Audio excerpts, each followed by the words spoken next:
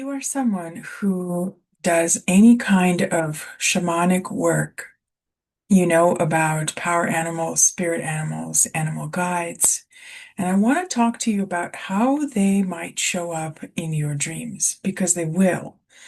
Sometimes not the ones that you think you're working with, not the ones that are your main guides, but there will be animal guides and spirits that come to you in your dreams. And initially, they may show up in such a way as to provoke fear. One simple example, spider or snake, right, might come to you in a dream and it becomes a nightmare. You get terrified and you wake up. Uh, And what you're going to do with that is still treat that as an animal visiting you in your dream state because they are still there to deliver a message, to share something, to teach you something, to connect with you, to give you some kind of information. And it doesn't matter that you freaked out when you had this dream. You're still going to go look up, if you don't already know, the totem meanings of that animal. You know, snake has so many different meanings. It just tends to be kind of generalized to transformation. And yes, absolutely, but there's so much more.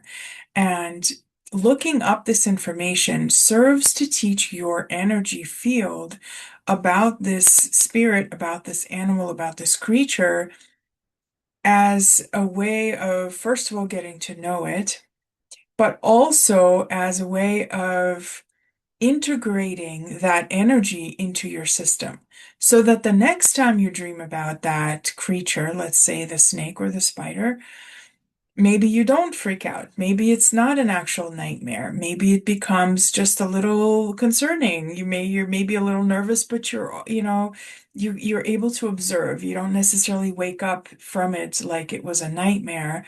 You uh, are able to stay in your dream and watch what happens, right? I'm not even talking about lucid dreams. I'm just talking about communing with this animal or bird or creature, what have you, right?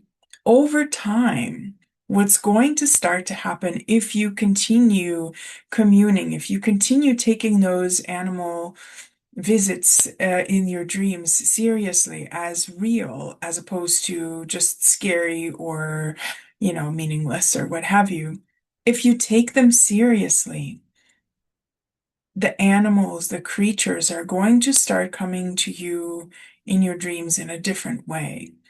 I just had a dream that inspired me to make this video. This was a dream in which I was visited by leopardess, actually. I knew in the dream it was a female. Now, this is not an animal that I've worked with before. I've had cheetah, I've had kind of cousins of this animal, but not leopards specifically. But what happened in this dream was just absolutely incredible. I was in the desert. I was sitting on the sand, on the ground, and I start to see an entire herd of leopards and leopardesses coming towards me. I had a friend with me in the dreams. That usually means some sort of guide. They'll just come through in a dream. They feel like a friend.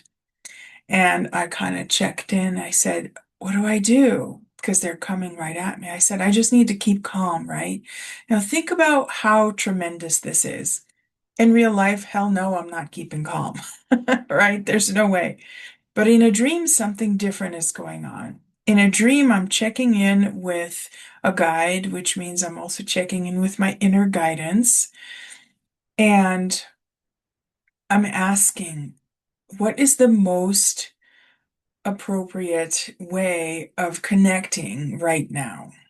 And I said, I just need to be calm, right? I already knew. And so I start taking calm, grounded breaths, which is also incredible. And this one leopardess comes right at me, right in my face. And I am like, oh my God, I was scared on the inside, but I was taking deep breaths and I was calm. I wasn't doing anything, um, any big movements, any kind of widening my eyes or anything like that. I just sat there. And this leopardess comes and first she's right in my face and then she sits in my lap. And to me, this is a blessing beyond all blessings, right? To commune with an animal in a dream means that we have merged our energies in some way.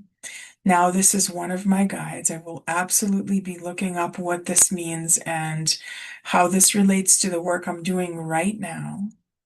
Right. Why specifically leopard? I actually went on Google and I was like, okay, was it a leopard? Was it a cheetah? Was it a jaguar? Was it, all the different giant jungle cats that may have spots? I just knew they were spots. And when I looked at the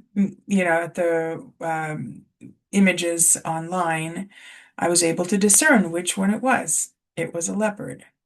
And it is important. They do have differences, right? You don't just want to say jungle cat. And so this progression. Now, when I first started having dreams about various creatures, spider was one of them that showed up repeatedly. And as a child and as a teenager and into my 20s and even into my 30s, I had a very, very severe arachnophobia. I would freak out, my whole body would react, PTSD symptoms, except I don't have any PTSD from spider bites or anything like that. It was a phobia. And as I started to connect with the creature, to see the meanings, to see the depth, to recognize that spider is the original dream weaver, is the original dream catcher creator because of the web. And that was so powerful that it started to change my relationship with that creature, so that then when I had spiders in future dreams, I was able to start just being an observer, to start seeing what happens as opposed to just panicking and waking up, which is what used to happen, right?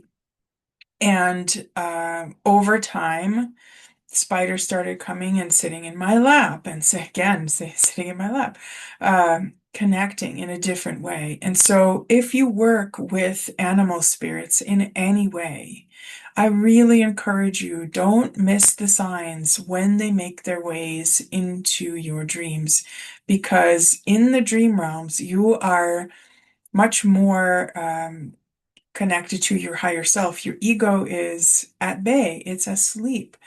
And you're able to receive something much more broad and vast and deep and authentic than you would if you were to meet, or see a leopard or a spider out in the wild, where your 3D and your bodily survival instincts kick on, and you just tend to panic or you tend to back away because you need the safety. Totally don't tell you, I will never tell you to go and talk to a bear or go pet that, giant jungle cat. Do not do that. Which is why our dream realm is such a potent place for them to come and give us their messages and their transmissions and their energies. So I will leave you with that. I would love to hear in the comments if you dream of animals or birds or creatures or arachnids or whatever else, and what happens for you. And does this message resonate with you about watching them in your dreams and seeing what they bring you? Thank you for watching. I'll see you in the next video.